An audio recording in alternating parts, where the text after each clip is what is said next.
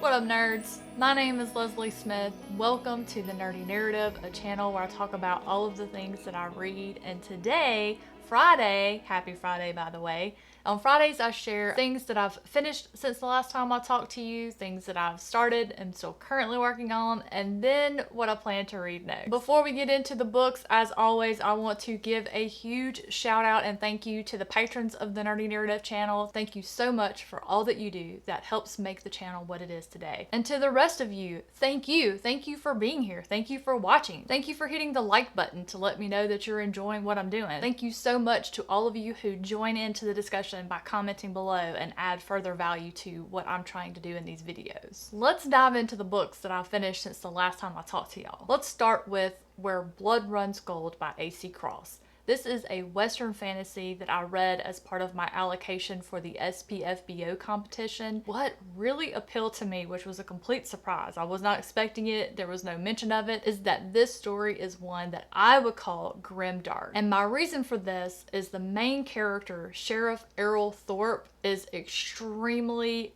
gray, meaning that the right side of the law in his mind is whatever side he's standing on. He reads a situation and he decides what's right, and he becomes the judge, jury, and executioner. So as the reader, you may not always agree with what he does, and there are characters who definitely disagree with him and they tell him that, and it's very interesting the impact that he as a character has on others and vice versa, and how that changes over the course of the narrative. But I refuse to tell you any more details about that because it is excellent, and I really hope with the ending that the author gave this one, it's left open to be carried forward into another type of story, and I hope, oh I hope that we get that. I would absolutely pack my bags and return to the small town of Santiago in the desert to read more about these characters. The fantasy elements were very, very, very light. In fact, until the mustache twirly villain actually reveals what's going on, these elements could be mistaken as sci-fi because they did feel more like science fiction type of elements than they did fantasy, until it was spelled out what was really going on. Because this isn't a genre that I'm well read in, that may be how Western fantasy books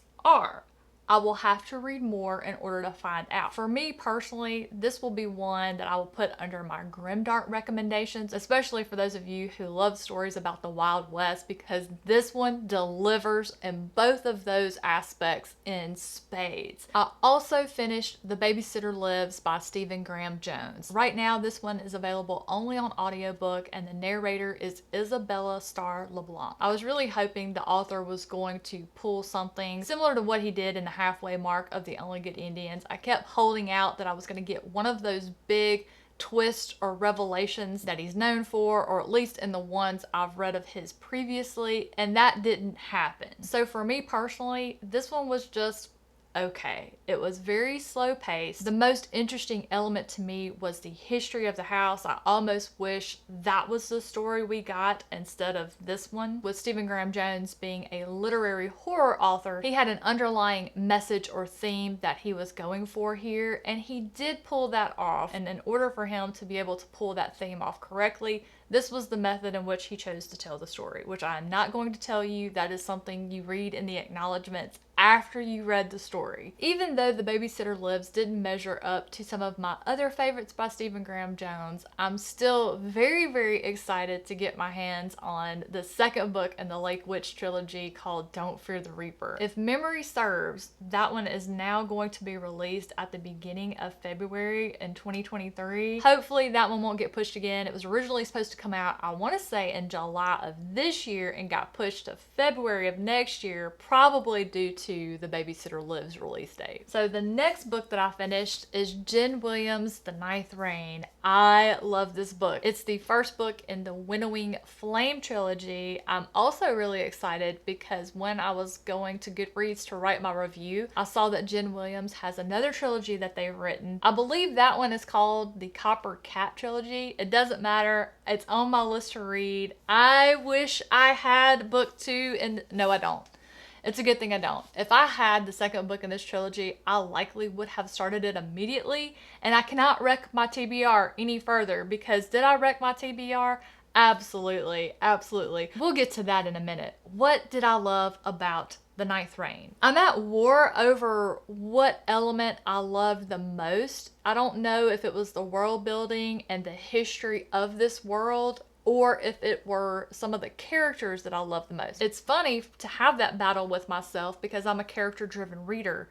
I love well-written and well-developed characters. Characters that I can either love or love to hate. Honestly, the world building and the history ties directly into the plot, so I just love everything about this book. It's so unique in its originality, and it's weird. It's so weird, but I loved it. I was eating it up while also squirming because the invading force of this world are called the Juralia, which translates into worm people. Hearing them called worm people, you've probably got a picture starting to form in your mind. Let me make that picture become a little more clear. There were wars that happened in this world's past called the Carrion Wars. Yeah, there's a lot of creepy crawly bug stuff going on in this one. It was making my skin crawl, but I loved it. The Ninth Reign takes place on a world named Sarn. Over the history of Sarn, 8 different times, this race of invaders that they call the Juralia, the worm people, because they honestly don't know the actual name of these people. They've never communicated with one another. This race just invades and they cause so much fear and terror and destruction that the people of Sarn are just concerned with wiping them out. This is a good time to introduce our characters of this book. So we have Lady Vincenza de Grazon, or Vintage for short. She's a scholar who travels around Sarn and she investigates the ruins and remains, the fossils of the different types of Juralians. Vintage wants to solve the mystery of who the Juralians are. Where did they come from? And between the previous 8 battles, where did the Juralians go at that point? Vintage hires Tormolin the Oathless. Tormolin is an Aboran who decided he did not want to hang around the ruins of the fallen Aboran Empire waiting to die. He wanted to spend his remaining years out in the land of the living. And so he takes the job from Vintage, which is to basically be her bodyguard as she goes to investigate these remains. The moment that my love was cemented for these 2 characters was the moment they met a fell witch on the run from the Wintery called Noon. And that is where the adventure really takes off. Once this trio gets together and starts traveling around Sarn and investigating about the Juralia. I absolutely love this story. The narrator, I do not know how to pronounce her name. I'll put it on the bottom of the screen for you. Did an amazing job. The accent and the tone quality of their voice just gave the story a fairy tale-like quality.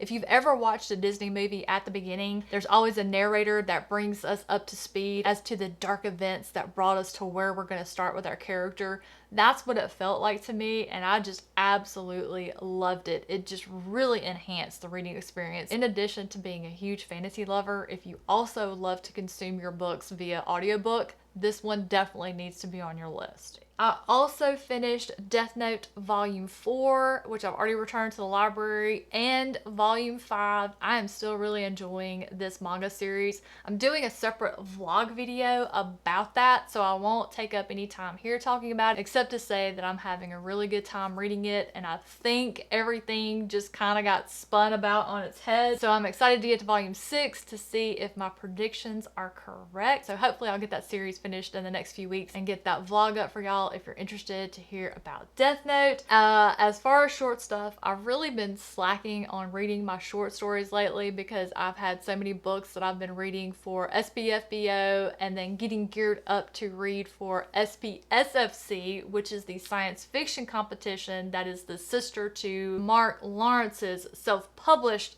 fantasy blog off. I've been reading through A Mini Tale, which is a free cosmic fantasy tale that you can read online at aminitale.com. But I knocked out episode 18, which was Rainfall at Kaiserrad Speedway, which was the 3rd one, and that little mini arc. It had a very surprising ending. It was more about Opaline learning something about himself than the person he was helping, which was very interesting. And then I also read episode 19, which was called Patchwork Play, and it was so cute. It was so sweet. It was also a little sad. I've just really loved this series. Y'all should definitely check this one out. It's free, it's online, so if you find yourself somewhere and you've got a few minutes because you're waiting on something, most of these episodes can be read in less than 15 minutes. So if you find yourself with just a few minutes to read and you don't want to pick up your book, because just just about the time you get into it, you would have to put it down, slide one of these in instead. Now let's talk about the book that I am still working on, which is called No Land for Heroes by Cal Black. Remember when I was talking about Where Blood Runs Gold at the beginning of the video?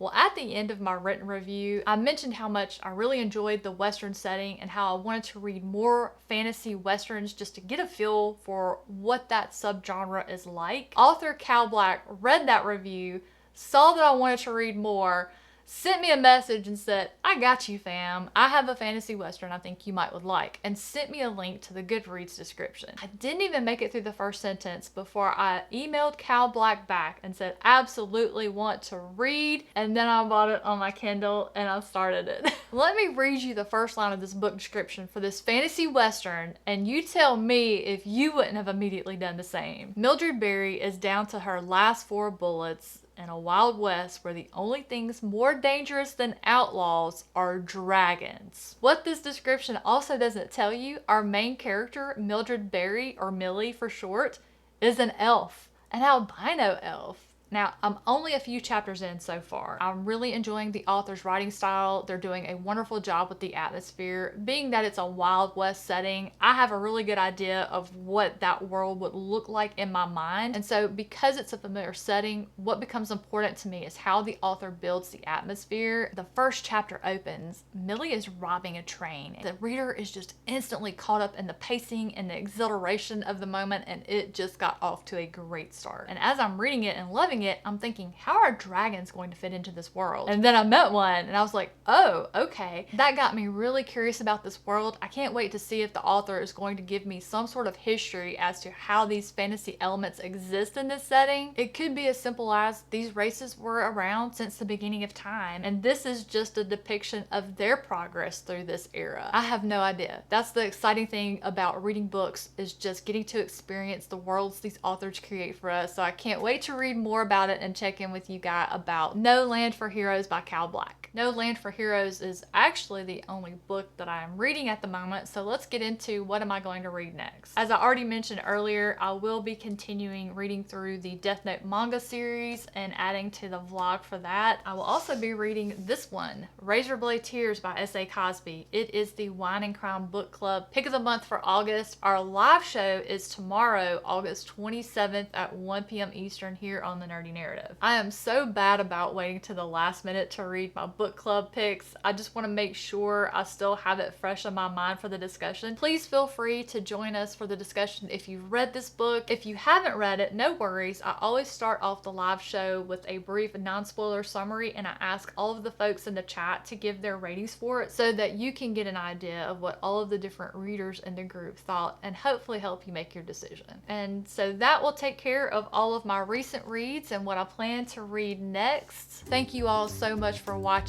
If you like the video, don't forget to hit the thumbs up button, and if you want to see more, hit the subscribe button while you're down there. Have a fantastic rest of your day, and I will catch you in the next one.